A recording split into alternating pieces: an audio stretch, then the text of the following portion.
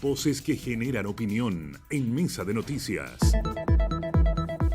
Oye, nos había prometido que iba a venir al estudio, pero surgió algo, pero no perdemos las esperanzas de poder verlo y conversar aquí en vivo. Ya lo tenemos conectado en nuestro locutorio virtual. Se trata de nuestro columnista Javier Álvarez. Oye, que viene con tantos temas. Le vamos a preguntar cómo estuvo viendo el tema de las elecciones. Comparte todo, o sea, ya, Sí, no, pero nunca viene se con el sabe. tema contingente, el de las ISAPRES. No lo vamos a sacar tanto de ahí porque le hacemos esa maldad a nuestros columnistas. ¿Cómo estás, Javier? Hola, Javier. ¿Qué tal? ¿Cómo están? Buenos días. No me gusta faltar a mis promesas yo, pero la verdad es que tuve un evento importante, pero voy a estar allá pronto. Sí, por supuesto. Oye, Javier, antes de que vayamos y entremos de lleno al de las ISAPRES, porque siempre el tiempo se nos hace muy corto, ¿cómo viste el tema de las elecciones? ¿Qué sabor te dejó los resultados de este nuevo proceso eleccionario? Eh, Mira, con el correr de los días, pareciera ser que esto resultó un poco sorprendente, pero esperable. Es difícil decirlo, porque la verdad es que ese día el impacto, ¿no es cierto?, del crecimiento del Partido Republicano es impresionante. Pero la verdad es que después de hacer un poco el análisis de que en realidad, como en algunos momentos lo dijo, ¿no es cierto?, el senador Chaguán, en el fondo aquí se estaba poniendo a prueba, se plebiscitó al gobierno. ¿Eh? Y, y efectivamente, la baja popularidad del gobierno yo creo que incidió mucho en el resultado. Y este gobierno, ¿no es cierto?, viniendo de un ala más de izquierda que la concertación, ¿no es cierto? Bueno, tiene su contracara en una derecha también un poco más conservadora, digamos. ¿Eh? Entonces, si uno le da esa explicación, ¿no es cierto? La polarización sigue, se incrementa la polarización, el centro prácticamente se pulveriza, los partidos, digamos, históricos de la concertación tienen muy poca representación, salvo el Partido Socialista, digamos, el resto de los partidos no queda representado en este Consejo Constituyente. Y la derecha tradicional, la centro-derecha, digamos, también pierde un caudal a mano, fundamentalmente el Partido Republicano. Entonces, yo más o menos ese es el análisis que hago en breve. Y ahora el desafío del Partido Republicano, ¿no es cierto?, es sacar adelante la tarea. En el fondo esto es con guitarra. Cuando uno gana, se queda con la guitarra.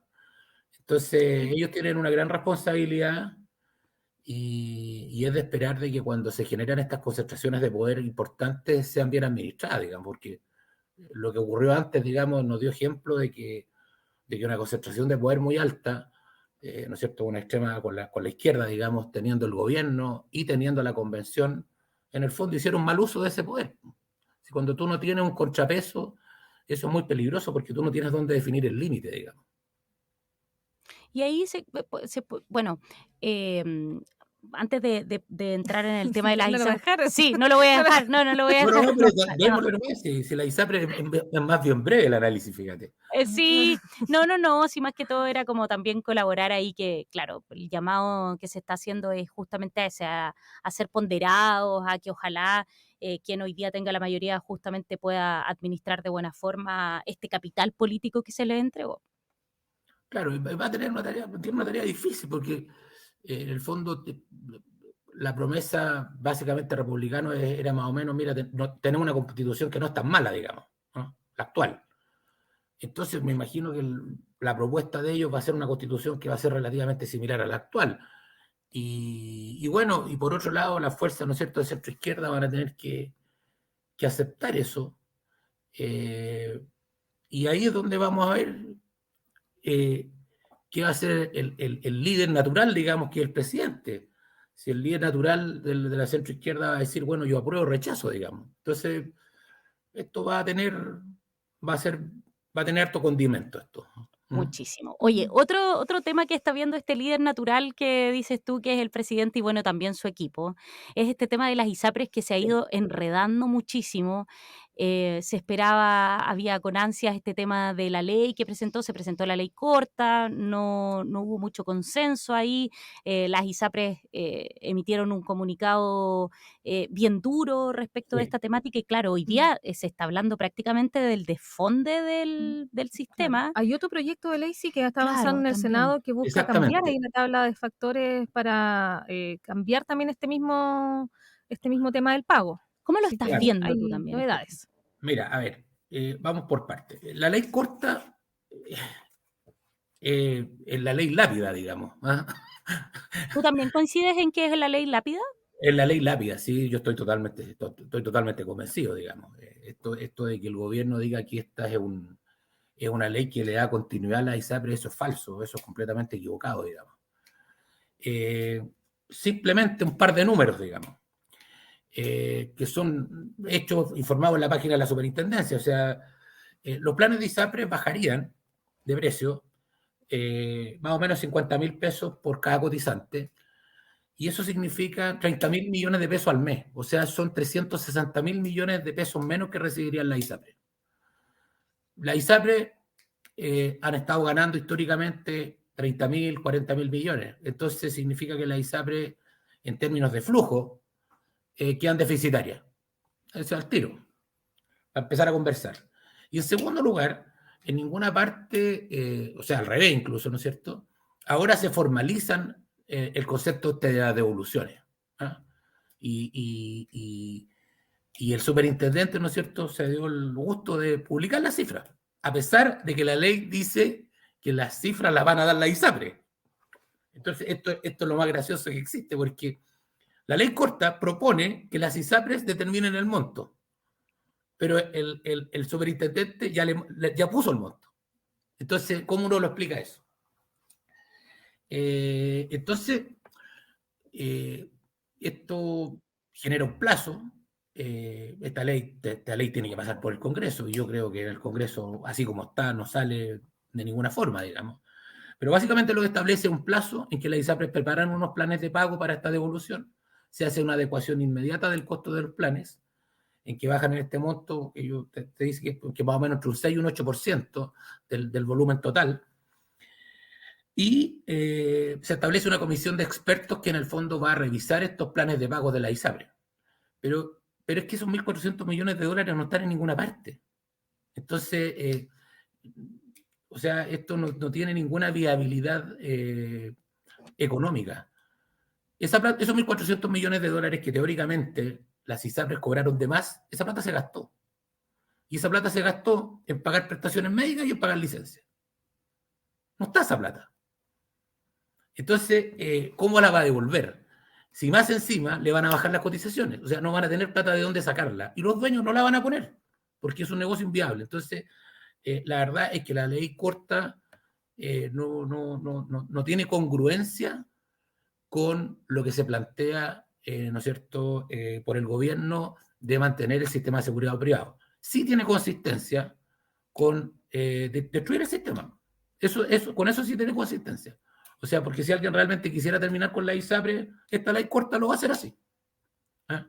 Y eso también tendría consistencia con el plan de gobierno, en que en el fondo querrían estatizar la contribución que hacen todos los trabajadores y que vayan a un sistema público, digamos. También tendría consistencia con eso. Entonces, no cuadra el discurso con la propuesta, digamos, al Congreso. Ahora, efectivamente hay un segundo proyecto que está presentado por un grupo de senadores, el senador Galilea, Walker, la senadora Rincón, el senador Chaguán y el senador Macaya, presidente de la UDI. Y este proyecto tiene más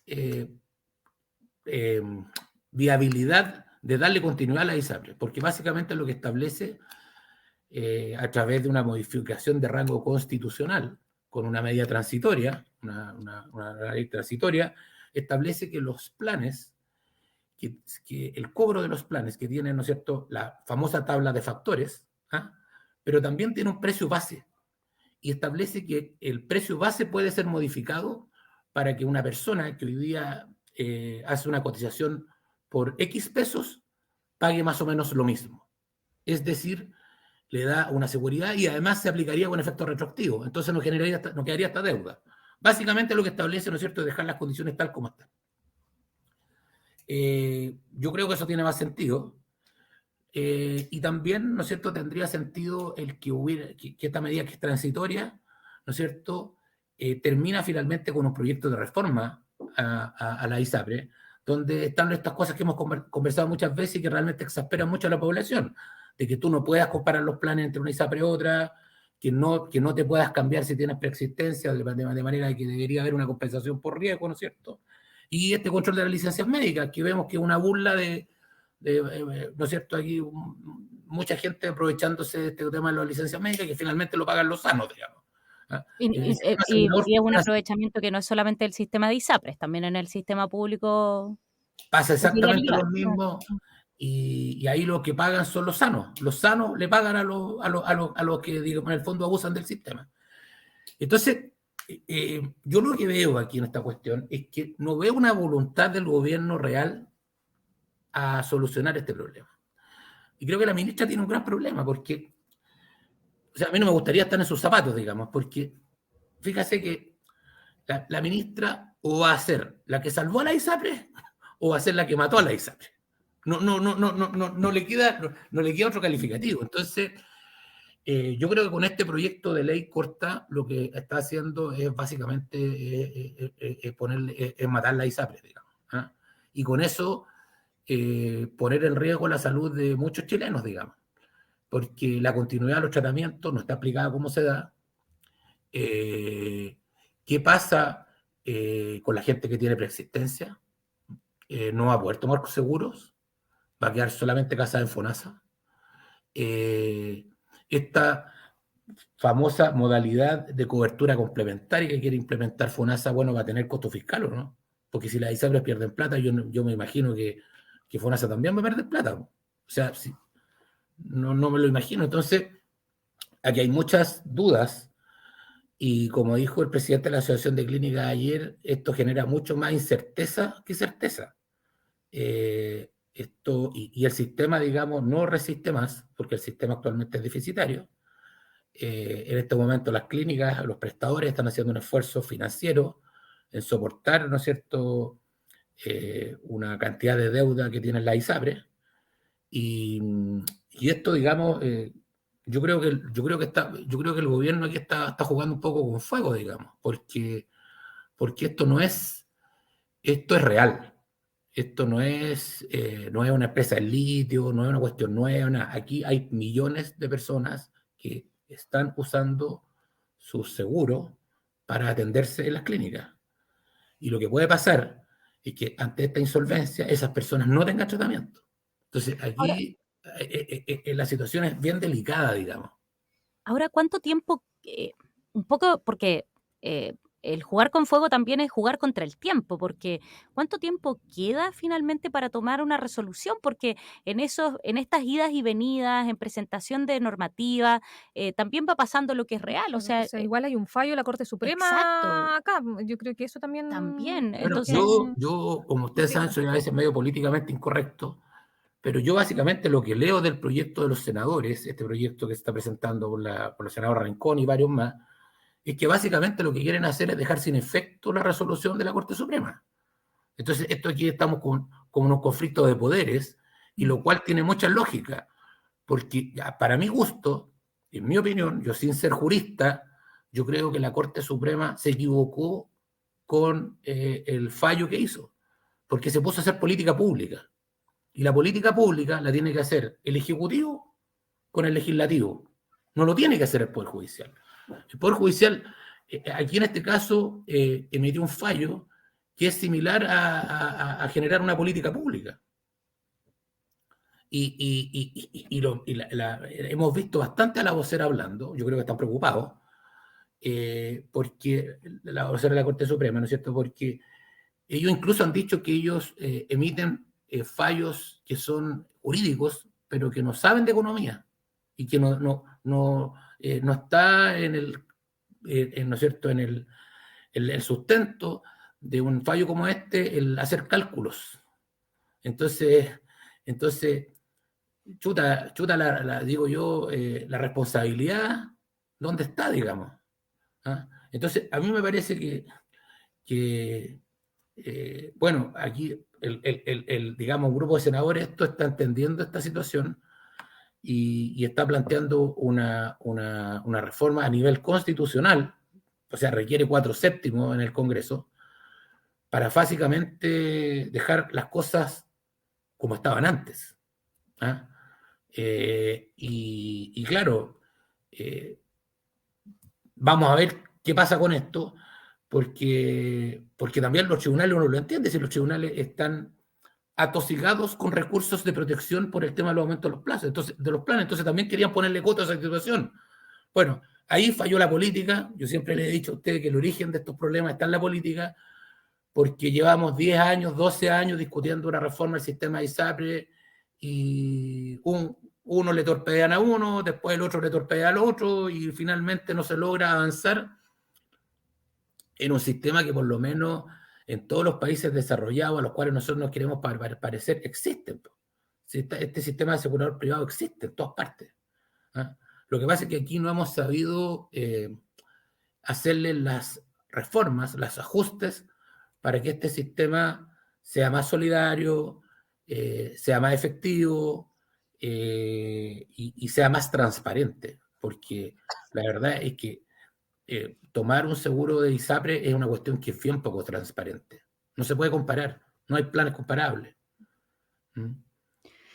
Javier Álvarez, nuestro columnista, abordando esta temática que sigue dando que hablar y que seguramente en los próximos días vamos a seguir abordando, vamos a seguir conociendo más declaraciones, no solamente de la ministra, sino que también del presidente, de las autoridades y también todo lo que tiene que ver y está involucrado con esta temática. Ojalá Sí, mira, podamos llegar a un buen puerto. yo creo que hay otros actores muy importantes que tienen que empezar a hablar. Aquí ya han hablado los superintendentes, por ejemplo. Yo de ninguno he escuchado una opinión positiva de la ley corta, de ninguno. Y tiene que hablar, por ejemplo, el colegio médico, las asociaciones médicas, porque aquí hay en cierne un problema sanitario mayor. O sea, ayer ya escuché a algunos que andan hablando de un segundo COVID, digamos, de una segunda pandemia. Y esto efectivamente puede ser así. Si no se hace con cuidado, si no se trabaja con responsabilidad, aquí pueden haber consecuencias importantes para la población. Ahí yo creo que eso es lo que hay que tener más foco. Finalmente se está jugando con un ítem sumamente importante para todo el mundo, que es La vida de la la persona. atención médica. Es la vida de la persona. Si eso es lo que está de fondo. Aquí no estamos hablando de un artilugio suntuario, digamos. Por supuesto que no. Javier Álvarez, nuestro columnista, acompañándonos en este día martes de mayo. Javier, gracias por venir a conectarte con nosotros y por supuesto venir a reflexionar de estas temáticas. No de nada y espero verlos pronto físicamente. Sí, por supuesto. Cuídate mucho. Listo, que estén muy bien. Adiós. Que estén saludos. Saludos. Novedades seguramente vamos a tener durante la semana en esta temática. Es una temática que no han soltado y que hay muchos involucrados efectivamente tratando de darle una resolución finalmente a esta problemática. Así es.